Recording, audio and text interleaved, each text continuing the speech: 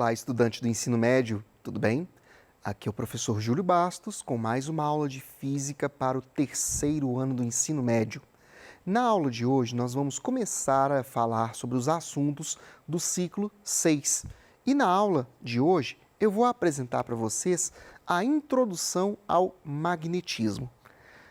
Bom, o conteúdo de física do terceiro ano do ensino médio, ele basicamente se restringe a duas áreas de estudo na física. A eletricidade, que a gente abordou desde o começo do ciclo 1 até agora no final do ciclo 5, e o magnetismo, que a gente vai começar a explorar na aula de hoje. O que acontece? Antigamente, essas duas áreas, eletricidade e magnetismo, eram estudadas de modo separado. Só que, já na segunda metade do século XIX, houve a unificação dessas duas linhas de estudo, criando uma área que hoje é conhecida como eletromagnetismo. Então, a gente vai apenas dar uma continuidade a assuntos que a gente vem lidando desde o começo das nossas aulas. Alguns momentos a gente vai trazer coisas que nós falamos de ciclos anteriores para as aulas de magnetismo. Aí vocês vão perceber por que houve essa junção das duas áreas, criando uma única grande área dentro da física. Bom, mas antes da gente começar a falar sobre essas unificações, sobre essas relações que existem entre eletricidade e magnetismo, vamos definir o que é magnetismo para vocês, né? Pois bem, magnetismo é a propriedade que alguns materiais têm de atrair pequenos objetos metálicos. Esse nome, magnetismo, ele, segundo alguns livros de história da ciência, ele tem duas origens parecidas e distintas. A primeira origem para essa palavra é em relação a um material que é chamado de magnetita, que foi o primeiro descoberto pelos seres humanos que tinha essas características de atrair pequenos objetos metálicos, certo?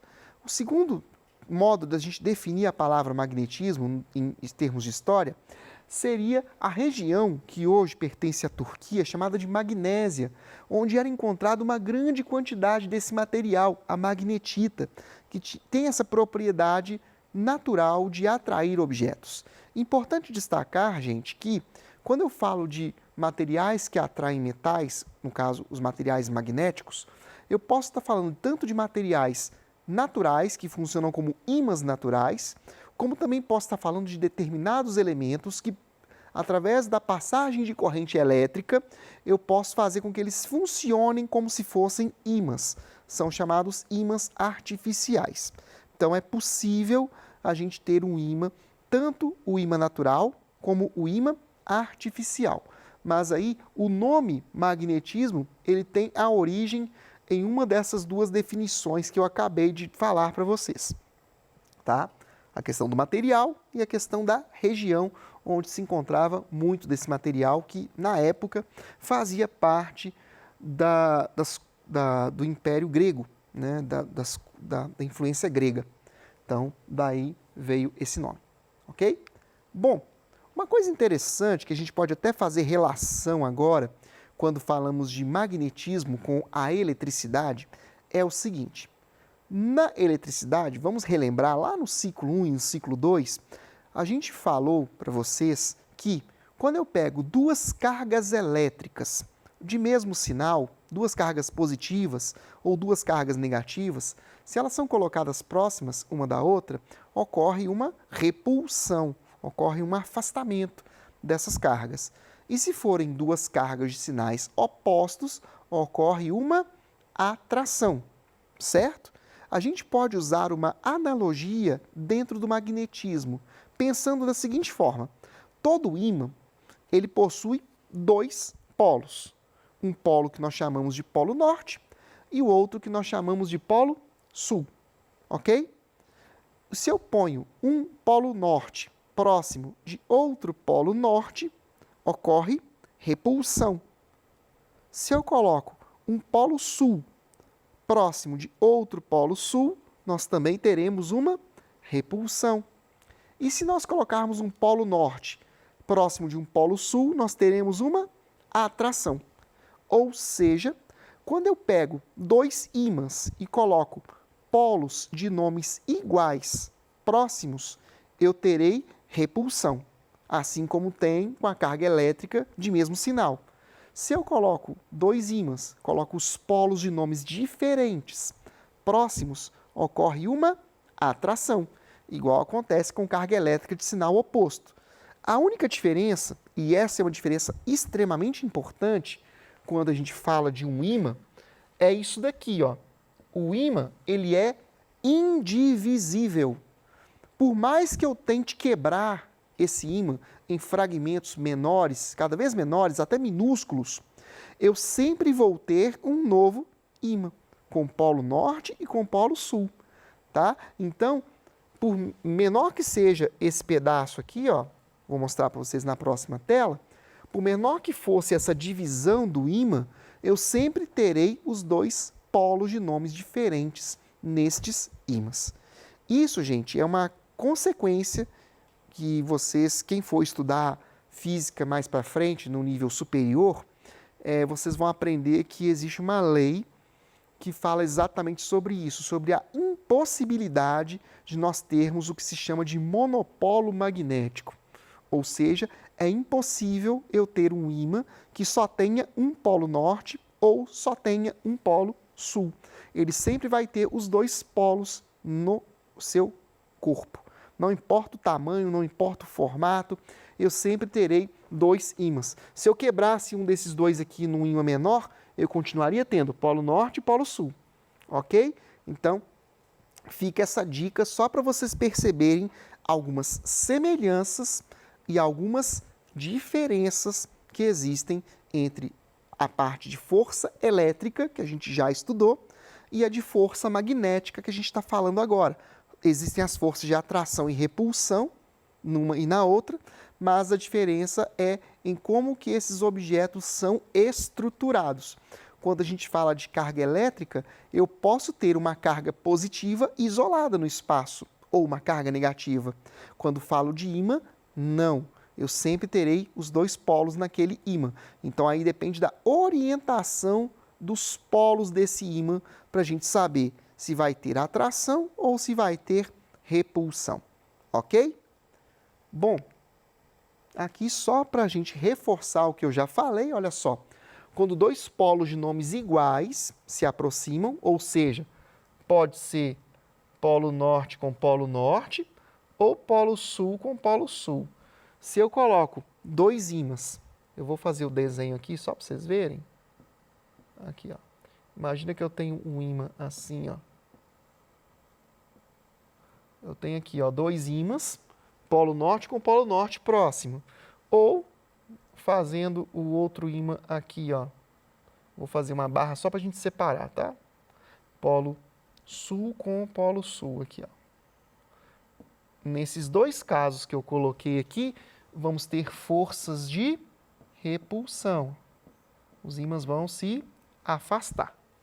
Aqui, no outro caso, ó, polos de nomes diferentes, ou seja, se eu tiver um ímã aqui, ó, sul, norte, e aqui eu tenho sul, norte, o que vai acontecer?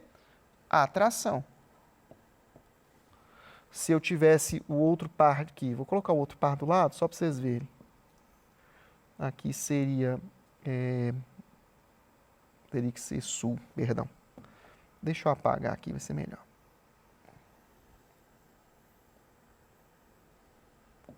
Se eu fizesse assim, ó, agora, eu tenho aqui sul e norte. E norte e sul. O que vai acontecer? Atração também. Ok? Então, fiquem atentos a isso. Polos de nomes iguais. Deixa eu apagar tudo que é melhor. Polos de nomes iguais, repulsão. Polos de nomes diferentes, atração. Tudo bem, gente? Então, só para a gente poder reforçar essa ideia que eu estava falando agora há pouco. aqui, ó, um desenho que mostra claramente para vocês tudo que eu acabei de falar. Aqui, ó, nós temos dois polos, né, com os dois polos de nomes diferentes, né, nos ímãs, nessas duas figuras, acontecendo uma atração. E aqui embaixo, dois polos de nomes iguais, sofrendo a repulsão.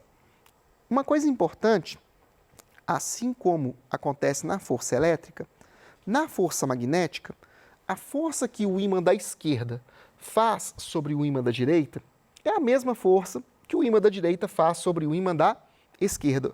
Os valores das forças de atração ou de repulsão são as mesmas de um corpo para o outro.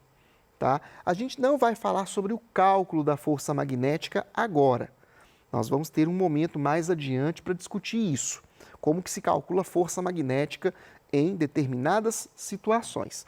Por enquanto, eu só estou dando algumas ideias gerais para que vocês entendam como é que funciona essa parte de força de atração ou força de repulsão em ímãs.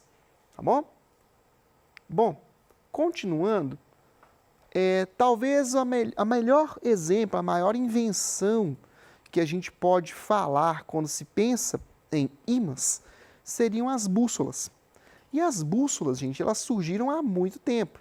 Como eu mostrei para vocês lá nos primeiros slides, a origem da palavra magnetismo tem a relação com uma descoberta que foi feita há mais ou menos 2.500 anos de um material que tinha essas propriedades naturalmente, a magnetita. Né? E as bússolas surgiram também há mais ou menos 2.000 anos na China e sempre foram utilizadas como um instrumento que permitia a orientação para a gente poder se deslocar. Né? Só que como é que essa bússola funciona? Como que ela vai apontar para uma determinada direção? Ela vai funcionar, gente, seguindo a orientação que existe no campo magnético do nosso planeta. O nosso planeta, a Terra, eu vou mostrar para vocês aqui já uma imagem. O nosso planeta, ele se comporta como um gigantesco ímã. E esse ímã é que vai orientar as bússolas de modo que ela vai apontar sempre para a mesma direção. Então, as bússolas se baseiam na orientação através do campo magnético do nosso planeta. Vamos lembrar aqui, ó, só mostrando para vocês uma imagem. Aqui é claro que é uma imagem mais ilustrativa de como que o campo magnético no nosso planeta se forma. Para isso a gente tem que recordar de uma coisa. Eu vou mostrar para vocês aqui, vou voltar aqui só um instantinho, mostrar uma coisa. O nosso planeta, vocês já devem saber, eu vou fazer um desenho mais ou menos aqui, para vocês verem como é que é a estrutura do nosso planeta. A gente já aprende lá nas aulas de ciências e geografia que o nosso planeta é dividido em 3 regiões. Nós temos a crosta terrestre, nós temos o manto e nós temos o núcleo. Né? Esse núcleo aqui, o núcleo do nosso planeta, ele é composto basicamente por 2 materiais, o níquel e o ferro. Só que esses materiais, eles estão numa forma que não pode ser classificado nem como sólido, nem como líquido e nem como um gás.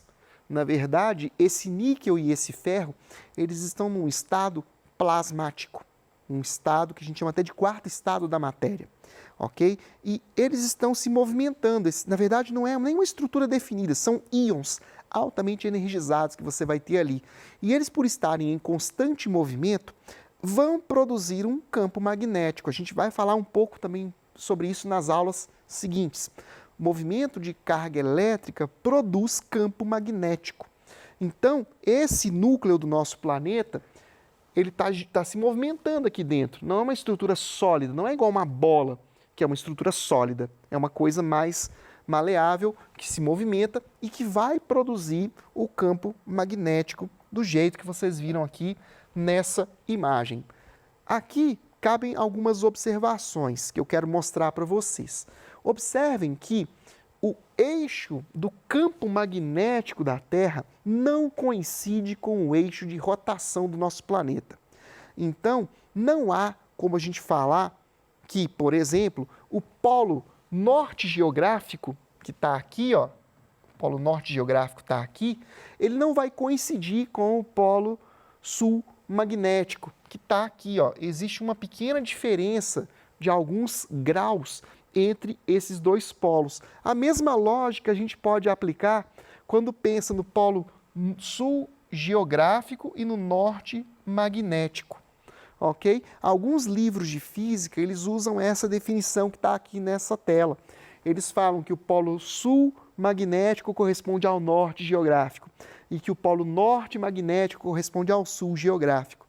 Tá? Mas aí a gente tem que tomar um certo cuidado, primeiro por causa disso, que aí nós temos uma pequena diferença na posição desses polos, porque o eixo do campo magnético não coincide com o eixo de rotação do nosso planeta. Outra coisa, essas linhas que estão vendo aqui tracejadas, a gente também vai falar sobre elas na próxima aula, são as chamadas linhas de indução, são as linhas de campo magnético. Elas não são fixas, tá, gente? Elas mudam de posição com o passar do tempo. Tanto é que é necessário, a cada 5 anos, fazer novas medições do campo magnético em vários pontos do nosso planeta para definir como é que seria essa linha de vetor indução magnética. Tá? Isso é chamado de carta magnética e é feito em todo o mundo, são várias estações espalhadas onde eles fazem o registro desses campos magnéticos, tá, gente? São algumas informações que eu estou dando que vocês não vão encontrar no PET, mas se vocês pesquisarem um pouquinho mais, jogar no Google, vocês vão encontrar, tá? Outra coisa interessante é que esse campo magnético ele não tem apenas a função de orientação para uma bússola funcionar, como eu dei o exemplo agora há pouco. O campo magnético do nosso planeta também funciona como um escudo que nos protege de radiação cósmica vinda de outros lugares. Então aqui, esse campo magnético que está gerado aqui, ele gera uma espécie de cinturão, que se chama cinturão de Van Allen, que vai proteger o nosso planeta da incidência de radiação cósmica emitida por estrelas ou por outros planetas. Se isso não existisse, gente, dificilmente nós teríamos vida aqui na Terra. Beleza? Então fica essa outra curiosidade para vocês. E para fechar esse slide, essa parte de campo magnético da Terra, uma outra observação.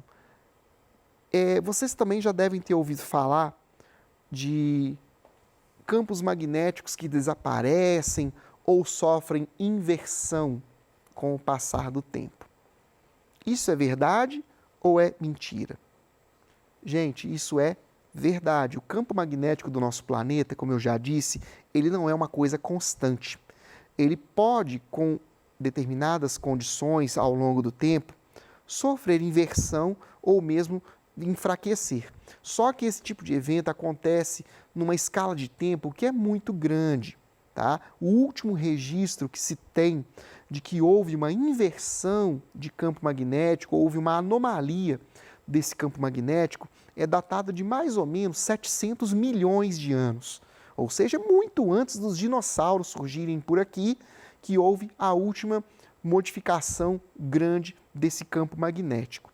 Mas não há nenhum estudo que diga que isso possa acontecer nos próximos anos. Então, vocês podem ficar tranquilos que, às vezes, a gente ouve algumas fake news falando que o campo magnético pode enfraquecer, pode inverter, pode acontecer um monte de coisas, pode bagunçar as comunicações do nosso planeta. Fiquem tranquilos, porque isso é mito. A gente não tem nenhuma comprovação de que tal coisa esteja acontecendo ou que vá acontecer nas próximas décadas ou nos próximos séculos. Beleza, gente? Então, meus queridos, eu quero finalizar nossa aula aqui. Peço a vocês que façam os exercícios que estão disponíveis no PET de vocês, estudem, façam os exercícios e se tiver alguma dúvida, mande essa dúvida para que eu possa responder aqui para vocês no ao vivo. Eu terei o maior prazer de poder ajudá-los. E no mais, gente, contem comigo, bons estudos e até a próxima!